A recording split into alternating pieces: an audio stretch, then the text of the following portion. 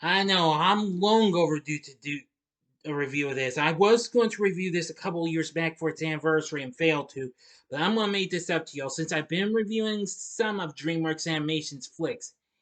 So brace yourselves as I finally give to you my review of How to Train Your Dragon.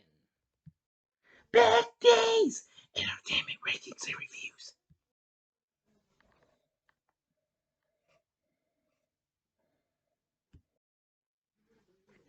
So, greetings, my fellow YouTubers, and welcome to Big D's Entertainment Rankings and Reviews. My name's Doyle, better known to as the Big D, and this time around I bring to you a review of the 2010 computer animated action fantasy film How to Train Your Dragon from DreamWorks Animation, distributed by Paramount, loosely based on the 2003 book of the same name by Kristen Wiig, directed by Chris Sanders and Dean DeBlois, from a screenplay by the two and Will Davies, starring the voices of Jay Baruchel, Gerard Butler, Craig Ferguson, America Ferrera, Jonah Hill, Christopher Mintz-Plasse, T.J. Miller, and Kristen Wiig. The story takes place in Berk, a mythical village with Vikings, and it's about an undersized teen named Hiccup who wishes to become a dragon slayer like the other Vikings. He injures a rare knife fury dragon but is unable to bring himself to kill it. He instead helps and befriends it, and quickly discovers that things are not exactly as they seem in the Viking dragon conflict. This was a very big hit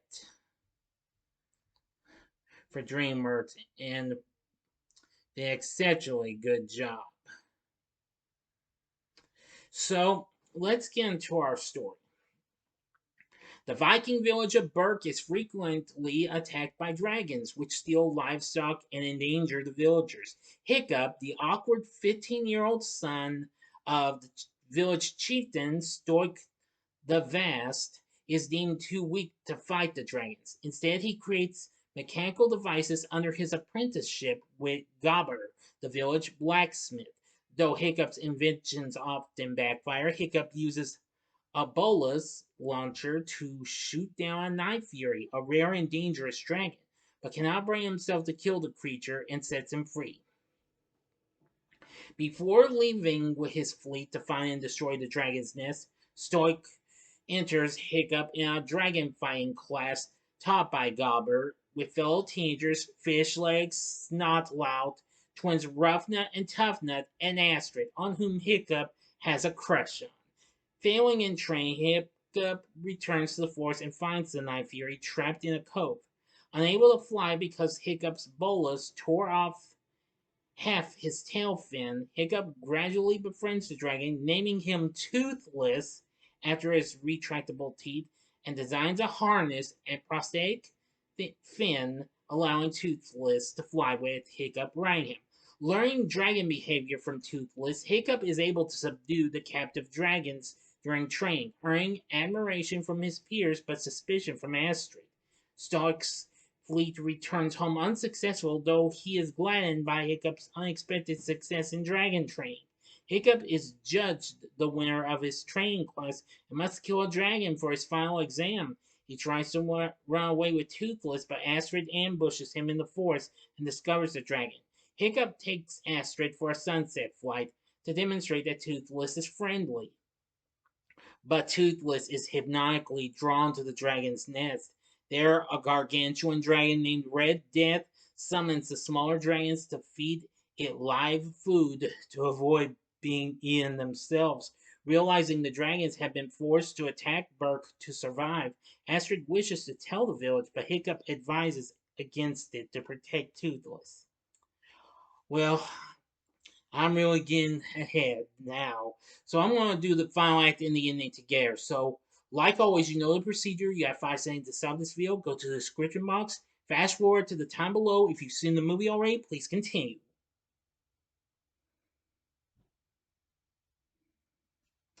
Okay, you've been warned. In his final exam, Hiccup faces a captive monstrous nightmare dragon and tries to subdue him to prove that dragons can be peaceful. When Stoic inadvertently angers the dragon into attack, and Toothless escapes the cove to protect Hiccup, but is captured by the Vikings. After Hiccup accidentally reveals that Toothless knows the location of the dragon's nest, Stork ignores his son's warnings about the Red Death and disowns him, setting off for the nest with Toothless chained to the lead ship as a guide. Hiccup is devastated, but Astrid prompts him to realize that he spared the Toothless out of compassion, not weakness. Regaining his confidence, Hiccup shows Astrid and their friends how to befriend the trained dragons, and they set out after Toothless. Stork and his Vikings locate and break open the dragon's nest, awakening the Red Death, which soon overwhelms them. Hiccup, Astrid, and their friends fly in on the training dragons, distracting the Red Death. Hiccup attempts to free Toothless from the damaged ship. The two nearly drown, but Stoic rescues them, reconciling with his son. Toothless and Hiccup lure and kill the Red Death. In the ensuing explosion, Toothless shields Hiccup, but Hiccup loses his lower leg, his left leg, and faints. Awakening sometime later, Hiccup finds that Gobber has fashioned him a prosthetic, and he is now admired by his village, including Astrid, who kisses him. Burke begins a new era of humans and dragons living in harmony in a story. So, what did I think of How to Train Your Dragon? Well, I gotta say, I love it. This was a really big success for DreamWorks, and this is probably one of my top favorite films from the studio. I'm not sure if it'd be a top 10 though, but I will say it is definitely really, really a good one. Now, it came to the attention of the executives for DreamWorks back in 2004. The film was released in March of 2010, 6 years later.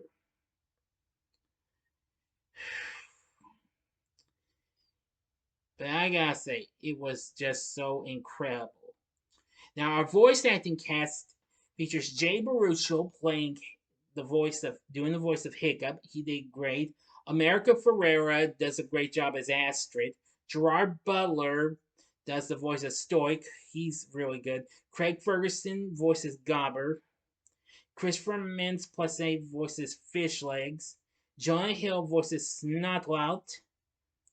And TJ Miller and Kristen Wiig voice Tough Nut and Rough Nut. They're really good and what have you. I think they all were incredible. The story's really good too. And everyone's really gave this a ton of good reviews. Rotten Tomatoes says it's got boasting dazzling animation and a script with surprising dramatic depth and thrilling 3D sequences. This film soars. Yes, I couldn't agree more. This is actually to this day the studio's highest rated film on the tomato meter with 99%. Anyway, the film went on to make 494 million worldwide. It also got nominated for Best Animated Feature at the Academy Awards, unfortunately losing to Toy Story 3, and also got nominated for Best Original Score, but lost to The Social Network. However, the film won 10 Annie Awards, including the Best Animated Feature. This would become the next big franchise for DreamWorks, as they would soon start with their previous film, Kung Fu Panda. And they would start with How to Train Your Dragon 2, which came out 4 years later, and then 5 years later with a finale in How to Train Your Dragon The Hidden World. There would also be 5 post-movie short films and even various TV shows. There'd also be books and other things based on the series and a video game from Activision. But anyway, How to Train Your Dragon I thought was absolutely incredible. This was a great DreamWorks film. A great story, great characters, and great voice acting too. Plus a great score from John Powell, who I think did a good job on that as well. So anyway, I just enjoyed the action, the adventure, the laughs, and the comedy and all that jazz. So overall, would I recommend How to Train Your Dragon? That answer is easily yes, definitely. I thought this movie was just so good, and I really did enjoy it for what it had to offer. So anyway, and I will be doing the sequels late, most very soon, I promise. So anyway, what are your thoughts on How to Train Your Dragon? Let me know in the comments section below. If you like this video, click the like button, subscribe, and be a part of the Big D Nation. And stay tuned for my Saturday morning TV log on the new adventures of Mighty Mouse and Heckle and Jekyll from 1979 coming up tomorrow morning. So thanks for watching, and if you like this, check out my reviews for these other DreamWorks animation features. In the upper left-hand corner is my review for of Kung Fu Panda. The upper right-hand corner is my review of its sequel, Kung Fu Panda 2. Or if you would like something different, go to the bottom left-hand corner and see my review of one of their more of DreamWorks' more underrated films, Sinbad, Legend of the Seven Seas from 2003. And the bottom right hand corner is the button you can click to subscribe. If you like rankings and reviews on movies, TV, music, video games, etc., then I'm your guy. Thanks for watching. Until next time, I'm the Big D saying, see ya.